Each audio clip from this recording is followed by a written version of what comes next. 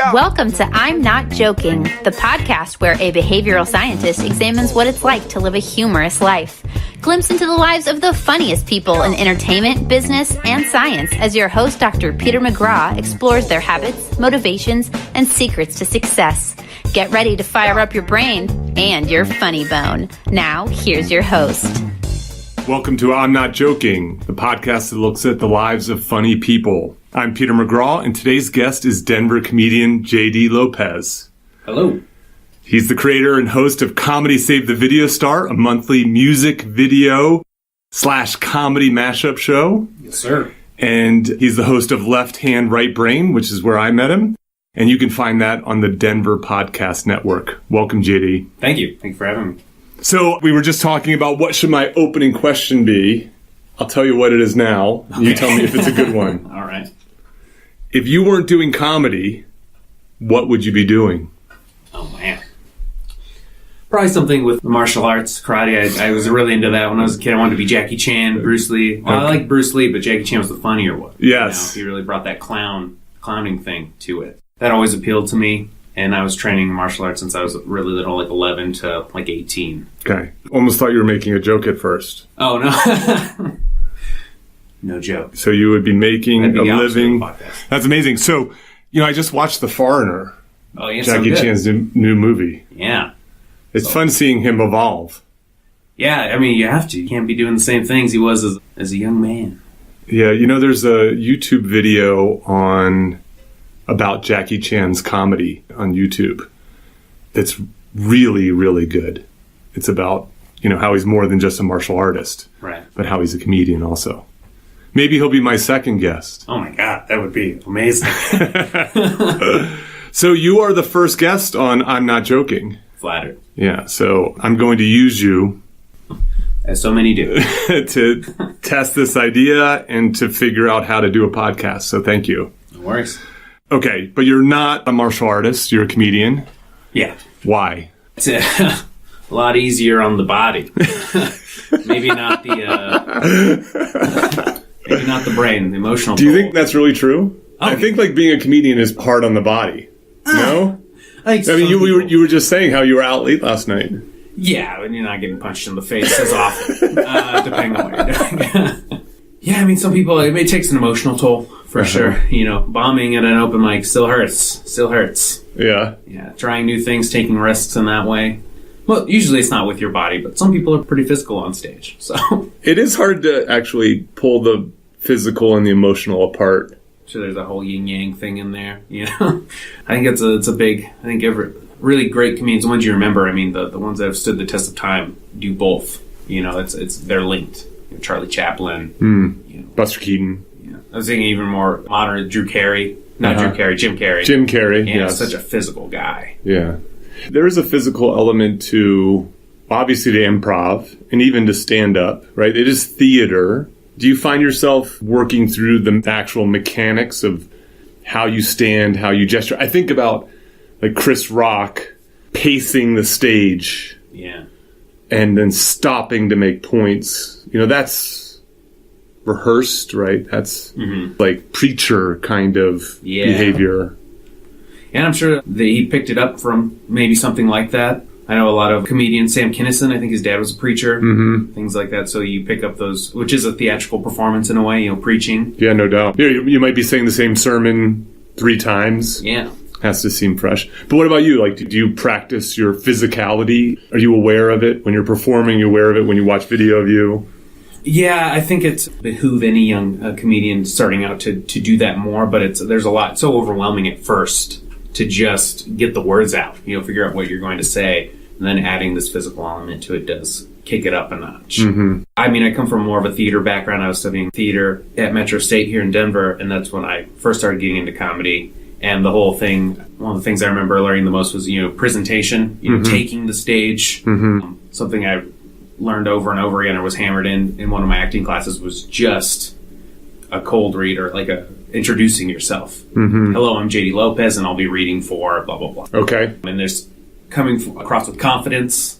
I mean, we practice that over and over again just because, people thin slice you right away. So you want to put your best foot forward as soon as you can, looking confident but not tight, things like that. And I think a group of people, reads those subtle cues, the body language really quickly. So it would be in any performer's best interest to hone those skills as well. Mm-hmm. Yeah, I guess recognizing if you have any tics or distracting aspects of your, I have a tendency to like play with a rubber band or stuff like that when I'm sitting and talking to someone, and I think that could be distracting. So how do you open your show? Do you have like a favorite opener? Or how do you approach that? Because you're saying like the first impressions are so important. Yeah, I took this from another comedian. Just coming out with energy, I almost run at the stage now. Okay. And like, hey, here we go. Hey, welcome to Comedy Save the Video Star, Left Hand Right, where you want to bring the energy. Okay. You're letting the audience know we're starting this thing. We're ready to go. I'm upbeat about it. If you just came out like, hey guys, welcome to. Should I start this podcast over? Is that what you're saying?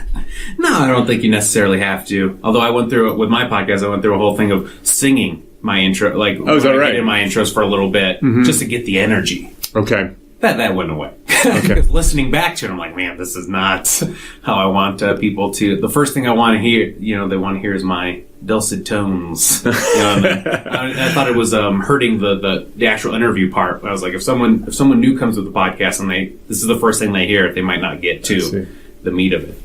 So bringing the energy, and that's, you said physical, right? Mm-hmm. So you said you almost run, kind of thing. Yeah, you want to attack the stage in a way, because some people view it as a battle. I know it's like a Denver specific thing. You have to wrangle the audience. Uh-huh. If you're especially in a bar where no one's listening, you have to. It's a fight in a way. Yeah. So even just coming up with that aggression, not towards the audience, but I'm in charge. Mm-hmm.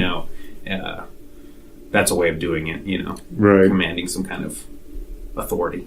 Okay. And if that doesn't go well. Then it does not go well.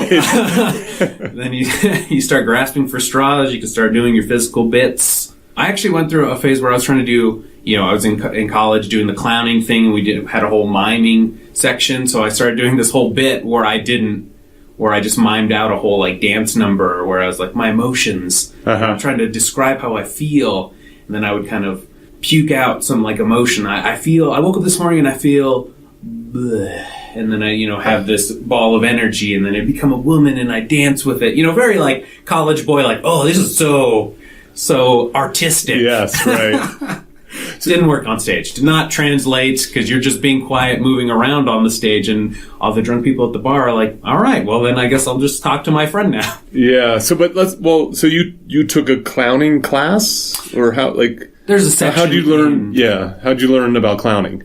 In college, you take the gen eds or whatever, and there's a section for each different type of theater. I've been out of school for a while now, so I can't give you the right names. I don't want the course numbers. Right. It's Okay. But yeah, there's a clowning section. There's they call it Commedia dell'arte. Okay. Thing. So they do, you just go through little sections throughout the semester, and there was a clowning one specifically, and stage movement, miming. Oh, is that right? Yeah. So how is clowning different from miming? Well, the clown has a persona in a way. I mean, miming, from what I took, and I'm sure some theater majors might shake their fists. Don't worry, I don't have listeners. Well, not yet.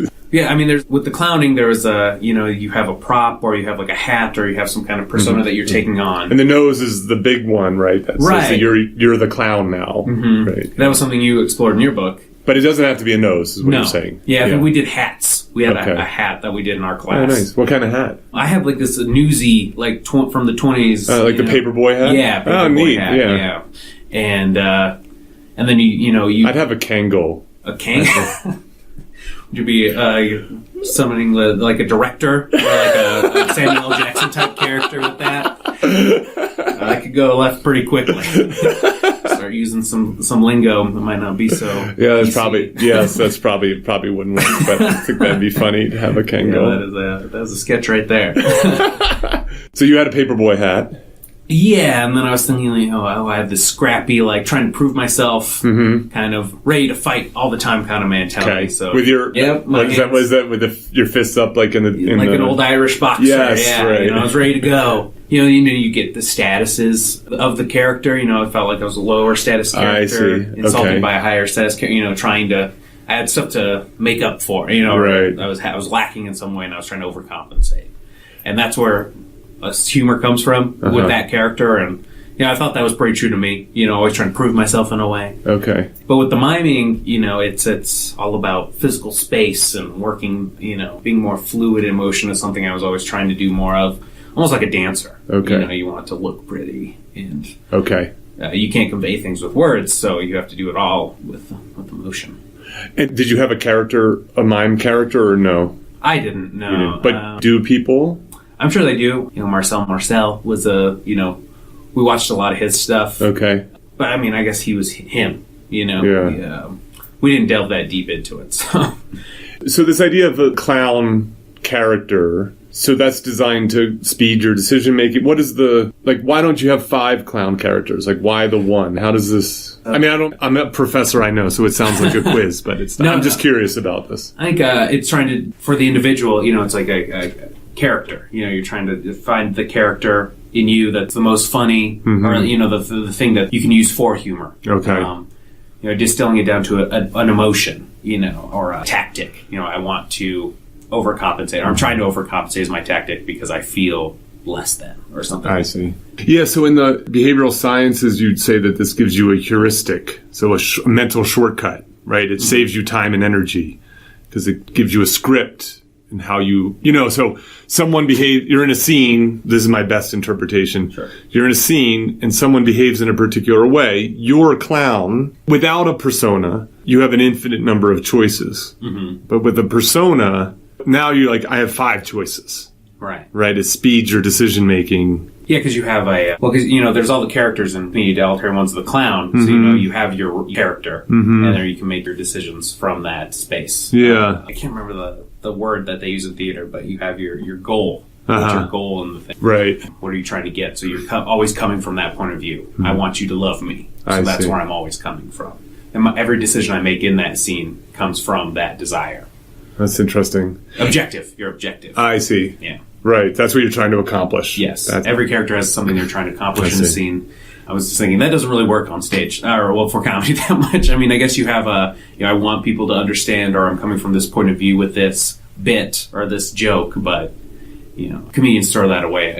Okay, that was this joke, and now I'm going to joke about when I was single. I have a lot of what I call sad jerk-off material from when I was single. And now I've been in a relationship for a while now, and it's like that doesn't seem to fit anymore. Yeah, it's not authentic. Right, yeah. And then I can't do a joke about my girlfriend's sister and then revert back to the, I'm single on Tinder thing. Yes, right. They don't match anymore. Yeah. This notion of characters and having objectives, I think, is interesting, not for stand-up per se, but for other forms of comedy, right? So comedy writing, right? So you have the classic Abbott and Costello or the Odd Couple, right? They have different objectives, and it's the conflict between those objectives that helps create comedy. Yeah. I think that's interesting. Now, I want to ask one more question about and then I'll stop quizzing you about college. Stage movement? I don't know what stage movement means. You take an entire section on stage movement? Yeah, it was a whole semester, and that encompassed not just stage combat, a little bit of stage combat, but you did the clowning thing, and we did... how to fall? Yeah, how to fall. Oh, interesting. Rolling, things like that, and a lot of the martial arts stuff came in handy with that, because you already know how to kind of break fall. Okay. Fall without hurting yourself kind of a thing, making it more theatrical.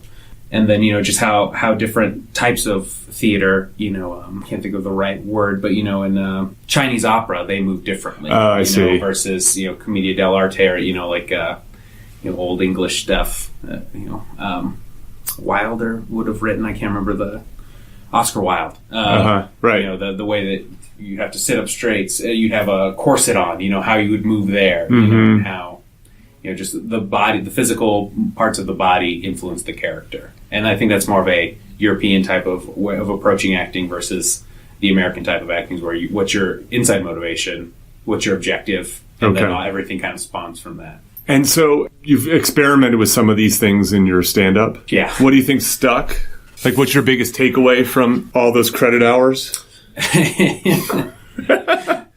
Just presenting yourself, saying your name without making it sound like you don't like it is something I got a note I got in one of my acting classes when I was like, "Hello, I'm JD Lopez." You're just presenting that, and so I had we were getting notes, and the teacher was like, "You don't sound like you even like your name," So like just presenting yourself right off the bat with like looking at somebody or looking over the audience so that people can see your facial expressions. And then, you do want to have a physical presence on stage. So I know that you talked about Chris Rock moving back and forth, and I've heard other people describe that as like you're prowling the stage, you're a lion, you have some kind of animalistic thing that, is mesmerizing. People are watching you. You're using that to your advantage. So yeah, there are some physical things that I still use and, might unconsciously, but you notice they work. People are laughing, they're responding. So it's just kind of a physical muscle memory almost. Mm-hmm. And do you do before we started, you said, have you done your warm-ups? What did you say? Have you done your diction. Your diction. Yeah, your diction exercise. Right, what's that, an Anchorman? Yeah, the tongue twisters, clearing your vocal pathways. We always did popping, projection. Okay. Something like that. Butt, duck, gut. Butt, duck, gut. So you're working all the muscles in your throat, getting the tongue working, the dexterity in your mouth, things like that. Which I haven't done in a while. You can tell I'm rusty. Anybody, future listeners will know. Like, oh man, I think I need to scrub up. I never even think to do that kind of stuff. I do have this when I teach. In order to get up for it. So teaching and doing comedy are not that much different in the sense that you're performing. So I kind of try to put my mindset into, I'm walking into a party that I'm really excited about. I'm going to tell some good stories. All right, yeah. So mine it's more of a mental thing. Mm-hmm. Sometimes I play music in my office beforehand. And I get pumped. Yeah. Some hip hop, some whoop, there it is, stuff like that. 1993, old school. Get the juices flowing. So I want to ask you this is about the lives of funny people. Okay. And so I want to ask you, what's a typical day in your life? What is it like? How does this start? What do what are the beats? What's going on? There's not a lot of consistency with my life at the moment of trying to find some more of a pattern, because all the things I've read, the creativity thrives under, with some kind of pattern, knowing you're going to write for so long in the morning, or, whatever the artist's way kind of mentality. But, I'll get up usually about an hour before I have to get to work, rush to get everything done, try and get some food. I've been doing this low carb diet, so just trying to get some eggs or something in the morning. Okay. It's well balanced. Trying to do that and not just, grabbing some fast food on the way to work. Be there for 8 hours, try and get some emails or something done in between. Most of the time I'm emailing you, I'm at work. Don't tell anybody. Okay. And then when I get out, then it's like, do I go to the gym? Do I go to the mic? Do I have a show? Every now and then that'll be the case. Do I need to record a podcast? So there's some different options depending on what needs to get done, And then if it's like the day before my podcast comes out, which is supposed to come out Saturdays, Friday night, I'll just be editing all night. Okay. So that's like just sitting down or I've been trying to stand more at my computer. Okay. And just listening, editing, making sure the audio stuff is good. And that takes at least double the amount of time that it took to record the podcast. So if it's an hour podcast, it takes 2 hours to edit. Okay. Just because I put that pressure on myself to make it a good quality thing. But if I go to a mic that night, then it could be, writing for 45 minutes or just sitting there trying to write. I'm trying to stick to, just making space to write. Mm-hmm. And what do you write on? I have a notebook, just a little pad. This thing behind you? Yep, fits in my pocket. I like that. I think it's like a 5x7. Yeah, it's like the reporter size. Yeah. One. Yeah. I like that size. It's not too big. Doesn't seem overwhelming. To fill up a page, something like that. And it's not like a nice moleskin thing, because that feels like it's too much. You need to write something meaningful in that. So it's just a flimsy little thing I've reinforced with stickers that I get. And so it's just either trying to write on a thought that I had at work, or I'm rewriting other bits. Just writing it out long form is something I like to do, even though I don't quite stick to that. And that's something I got from my theater thing. It has to be scripted out. That's what my default kind of writing style is, like a monologue. Okay. But then I'll just kind of have some bullet points I want to hit right before I go on stage. And sometimes I'll go up with my book, sometimes I won't. And then so I'll write for a little bit until, 10 or 8:30, depending on what mic it is, when it starts. And then you go and you kind of sit around for a good hour or 3 at a bar, where there's a lot of pressure to drink, although I try not to. Okay. Trying to keep my body clean, But right now that's more important to me right now, is trying to have a clean body, clean mind, hopefully that excel some kind of creative process. And I experiment with something sometimes, smoking some weed here and there. I know a lot of people talk about that helps their creative process. I have these 2.5 milligram THC little gummies that I'll try every now and then because it's supposed to be the microdose. Right. Getting all the benefits without getting, too gone. And that helps sometimes. I think sometimes I'll link certain ideas that I wouldn't have before. Mm-hmm. Then you go to the mic, right? And then you wait around for a while, get up, and you get your 5 minutes of stage time. Uh-huh. Sometimes people are listening, sometimes they're not. And then when you can, you try and fit in other personal relationships. Go see my girlfriend, watch a movie, hang out, spend time with her. That's a hard balance right now. It's something I'm trying to strike a balance between. And I don't know if that's ever possible. You choose to do one thing or the other. It's kind of what I've been faced with right now. So it's either, if I'm not spending time with her, I'm going to a mic. Sitting around for 3 hours be super frustrating. Then I'm not in a space to tell jokes or I'm just frustrated with the whole process. Right. Because I resent not being able to spend time with my loved one, at that point. And then if I do spend time with her, then, there's always part of me that's like, I'm not going to this mic, this kind of fear of missing out thing. Or I know I'm not getting better. Someone else is out there getting better. Do you feel competitive? Oh, yeah. There's a lot of competition out there, especially, in the comedy realm right now. There's so much going on. So many people trying to do it. Do you have a nemesis? Do you like that person that you kind of feel... Not one person. It's mostly everybody. Yeah. Do you think it's good to have an enemy?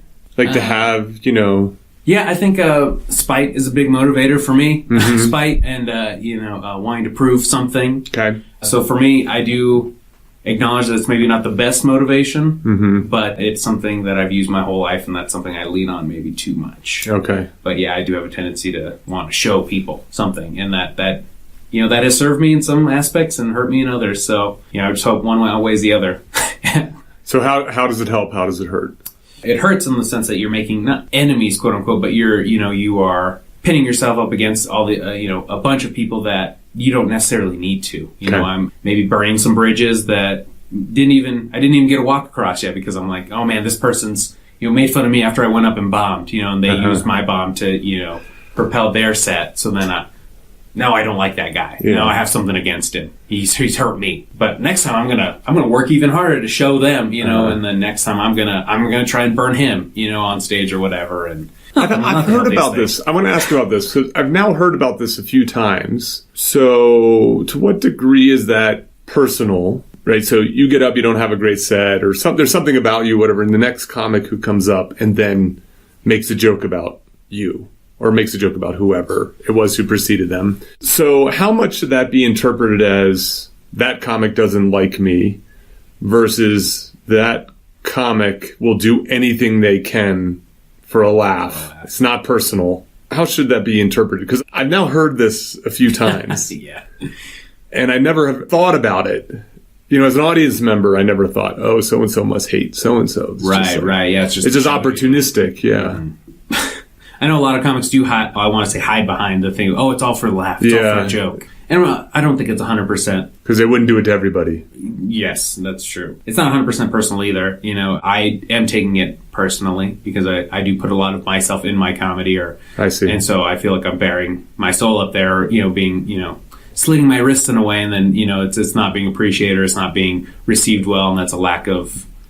I wasn't able to communicate my message properly. So some of that's on me. A lot of it is on me. You're taking it personally. There's a lot of self-help books that are like, number one thing, don't take anything personally. Yeah. But that's so hard to do. But I do think a lot of comics hide behind this thing, it's all just for the laugh. It's all, that takes away any kind of personal responsibility that you have for what you say. Mm-hmm. And I don't like that. I do think everyone should be held responsible for what they say. Yeah. And even if it's not to me, but... that rubs me the wrong way when people are like, oh, it's just a joke, it doesn't mean anything. But, you have a stage, people are listening to you, so you do have some kind of responsibility for what you're saying out there because people are taking it in. Right. Yeah, so you have these folks, enemies, frenemies, whatever you might call them, or just that are there. Now, do you have people who who are mentors or aspirational people who inspire you, who you think, oh, I want to, benchmark your career, where you're at, where you want to be? Yeah, for the biggest part here in Denver, the Grolix guys were the kings of the hill, in that way, the Ben Roy, Andrew Overdahl, and Adam Caton-Holland. And I still get a little nervous fanboy when I see them, even though I've had Ben Roy on my podcast and I've done a show with Adam Caton-Holland at this point. And, Andrew's still the mysterious guy. I don't know, he's on this pedestal. But yeah, I get nervous around those guys, and you want to do well around them. You have to have the seniors in the scene that you want to do well on. You want them to see you do well, so they'll be like, okay, you can do my show. There's kind of this, unsaid knighting of people. You are now worthy to be on my show or do 10 minutes or, from doing a 3-minute set to doing like Deacon Gray is the new talent coordinator at Comedy Works. Okay. And even though he says he's not a gatekeeper there, he is the person who chooses whether you go between, newbies get a 2-minute set, and then you get what they call a C set is 3 minutes. Okay. Is where I'm at the club right now. Okay. Which is its own hierarchy in itself. And then, once you've proven yourself to him, or, in whatever way, shape, or form, he'll give you a B set, which is 4 minutes. Okay. And then once you've been around the club enough, they trust you to not bomb, because it's a business. They want you to perform well. Right. They don't care about creativity or what you're doing on stage. They want it to be consistently good and, so that you don't run away any business. That's how they're framing it. But then, you get your Sam Talents was another big guy in the scene, that everybody looks up to. Friendly, crusher, he kills on stage, he still has that approachability of somebody who's, was local. He just moved to Las Vegas, but... I did a debate show that there used to be I'm not sure it's still... Yeah, Arguments and Grievances? Yeah, I did that against Sam Talent. Oh. And I'm sure, he's just a ball of charisma. How do you... Yeah, he mostly just made a lot of fun of me. Yeah, that's how it goes. And won. Did you take that personally? No, I was... yeah. You're removed from it. It was okay, yeah.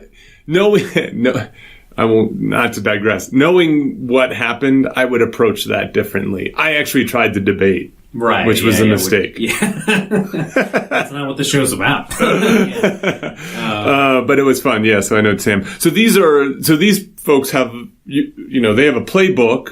You're following it? Are you following this playbook in some way? In some ways, it's a popularity contest. Mm-hmm. You got to be in with the right people. Everything's a little cliquey. Mm-hmm. And that's been the source of a lot of drama here in the scene recently. But, there are always ways to bypass that.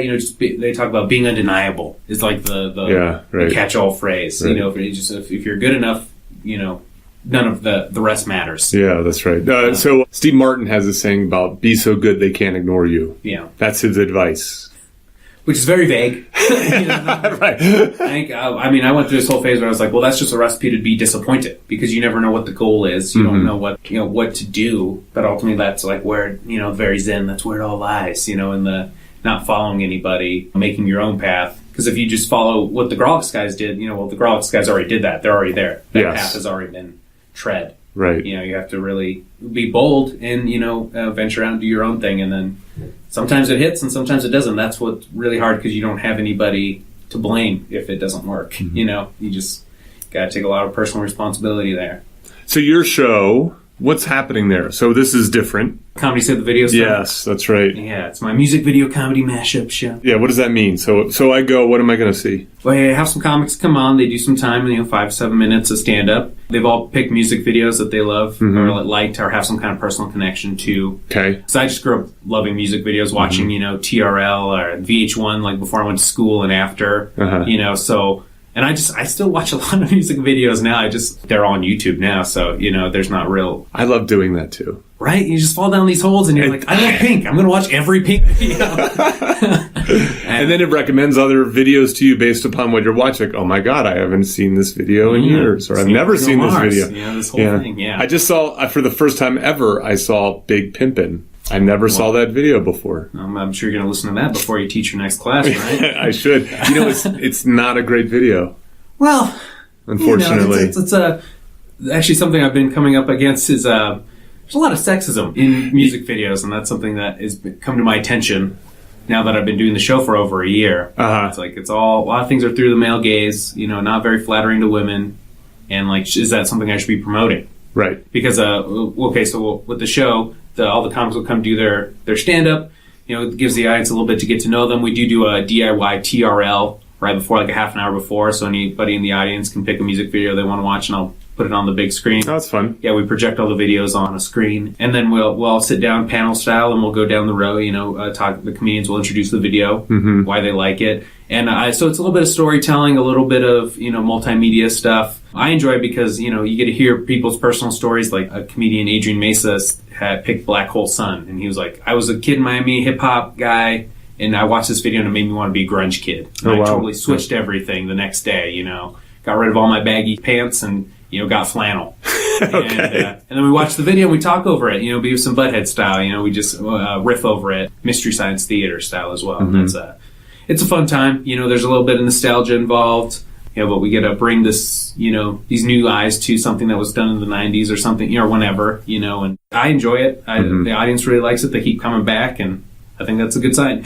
That sounds fun. So when you think about music videos, where's the big innovation, right? So how have music videos gotten better or worse? Oh, man. Well, technology's a lot better. They can do more things on a smaller budget. I mean, you got a lot of independent artists doing things that look good because, cameras, the technology has, gone down in price. So you get a lot of, like incoming rappers. It's not something I feature on my show a lot, but every now and then someone will pick a video from a lesser known rapper, and the music video is just like them in their neighborhood. And like one of them was this guy was straight up cooking crack, like in his kitchen, and then he's got his whole neighborhood behind him, during the chorus, and they're, so it's interesting to see what people are doing, that's creative. That is creative. You're really putting yourself out there.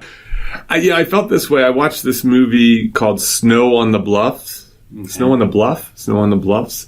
It was one of these found footage movies about basically this gangster who stole these kids' video camera and then documented what his life was.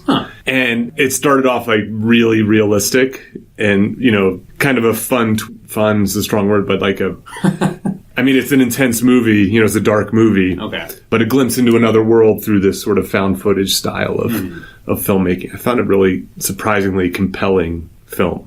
Yeah, it's funny how people, 10 years ago, someone's iPhone footage, they would never have used that on the news. They're like, people, this is so low quality, we can never use this. But now it's like the norm. It's just like, oh, someone put this on their iPad or, captured this footage and then they just put it on the news or something. So we're just, the way we're consuming media and what we're used to seeing is changing in such a way that there's more access points for people to tell their stories that way. Or, it's not, shaky camera footage, people, I can't watch that before. Right. And now it's more the norm. If someone's getting punched in the footage, people are willing to watch it usually, I think. Yeah. Content. Yeah, so I want to find out, so it sounds like you have a busy life between a relationship, a job that pays the bills. Yeah, right? I do have a full-time job now. Yes, and what is that? I'm a bud tender at a dispensary. Flinging the reefer, flinging the madness, as I like to call it. So do you use some of your comedy as a bud tender? I use a lot of the bud tending experiences for comedy. Okay, but do you use your comedy when you're bud tending? No, they don't tend to like it as much. It's just a retail job when it comes down to it. Some customers, get your sense of humor, and then the ones that don't, it goes kind of bad. It can go sideways sometimes. Right. Especially because they just want their weed and get out of there. Right, or they're looking for an experience. Tourists are looking for this experience, and then if you don't give it to them, it's because the shine isn't there for me anymore with the marijuana stuff. But people come in from out of town, they're super excited. They want you to tell them all about the terpenes and how it was grown and all this stuff, and you're just like, do you want it or not? Do you want to get high or not? Yeah, so you're more like kind of a mixologist at a fancy cocktail bar. Yeah. In some ways. Yeah, people are looking for a certain type of high, or they want to get out of it. Yeah. So, you recommend things. And there's so much product now. Weed infused everything. Yes, right. That's fascinating. So what do you, besides music videos, in what little free time you have, what are you reading? What are you watching? I listen to so many podcasts. I love audiobooks. The crazy thing is I listen to everything, or most of my podcasts on 2 times the speed, because I'm trying to... 2 times? 2 times the speed, man. I gotta get it in. Wow. I don't want to stop listening to all the comedy podcasts that, inspired me back in the day. Kevin Smith stuff, Joe Rogan, Pete Holmes. Okay. And those are long podcasts, 3-hour podcasts for Rogan. But then also trying to discover new things. I started listening to like a money management one. Okay. That's could be a little boring sometimes, so that's why 2 times the speed is helpful. Right. Just trying to get information, and that's how I like to get it in through audio-wise. And I do listen to a lot of fiction. I love... Like, what are you excited about? Like, so when you look back on the year, what's like the thing that you read, watched, or heard that really had an effect? Like, I think there's a lot of good stuff out there, but like, was there anything that you came across and you just said, whoa? You told other people and... Well, podcast-wise, I love all fantasy everything. That's something I got really excited about. The idea is that you do a fantasy-style draft of anything. They did a sandwich or sandwiches, condiments, cereal. Uh-huh. Yeah, so, that's a catalyst for conversation, really. Right. And I played that game at work a lot with my coworkers. That's real fun, a way to, pass the time while being able to get some work done. I love, learning about new artists, new podcasts, looking at literature in a different way. I've been listening to this podcast the guy has a network called Point North Media, and they analyze different literature. Right now he's doing this whole podcast on the Lord of the Rings, and he's doing like in-depth discussions and things about, chapter by chapter. Okay. And that's like a new way to ingest the media. It's a story I love, and now we're analyzing it in a different way. I see. And he was a college professor for a long time, so he's taking the college level courses, right? Or, examination and putting it through this audio medium. And what's that called? Well, the podcast is called There and Back Again. Okay. But he does a bunch of different subjects, books, different literature and stuff like that. And it's called Point North Media, is his company or his network. Okay. That sounds fun. So we're going to wrap up here in a second. All right. This is not a Pete Holmes or Joe Rogan style length podcast. Keep it tight. What do you think the average person can learn from what you do? Right, you're clearly not average. You're not normal. Thank you. I appreciate that. That's one of the worst things you could be is mundane, right? You want to be, the hero's journey. You're always a little bit apart, right? Uh-huh. Forge your own path. You don't quite fit in. Right. It's one of the things I love, the power of myth, that whole thing. It's one of the reasons I'm so drawn to, fiction stuff. But I think... So if someone's listening and they're like, I don't want to be normal. I want to be more like JD. I want to be better than me, actually. But the things are doable. You just have to take a risk. Hopefully, that's something all comedians are doing every night, whether they're, their comedy's good or not. Getting on stage and saying I have something worth listening to, or finding out maybe they don't have something worth listening to, and then improving it. Right? Yeah, it's all trial and error, and you just have to have the courage to do it. I think is that. Yeah, no, that's great. And maybe with the podcast, being open and to discovery. I've been trying to have more diverse people on my podcast, and the big challenge has just been listening with an open heart and just trying to. I called it having understanding and compassion. Okay, is probably the biggest thing I've been getting from this last year in podcasting. That's great. And if people want to go see Comedy Save the Video Star, they go to the Mutiny Cafe. When do they do that? Yeah, it's last Saturdays of every month. TRL starts at 9:30. Show starts at 10. Yeah, Mutiny's one of the best places. It's 2 South Broadway in Denver. It's the pearl of South Broadway. It's a bookstore, a cafe, and comic book store, record store. It's awesome. It's a great place. Yeah. Well, JD, you are the first ever guest on I'm Not Joking, and I think there might be a second episode. This was a good start. Oh, good, yeah. You can only go up from here, man. So thank you for your time. Luck. I appreciate it. Yeah, thanks. Thank you for listening. Don't forget to visit petermcgraw.org for more information about our guest, show notes, and social media links. If you've enjoyed this episode, please subscribe and share with others. Join Dr. Peter McGraw next week for another fun, fascinating conversation on I'm Not Joking. Yo.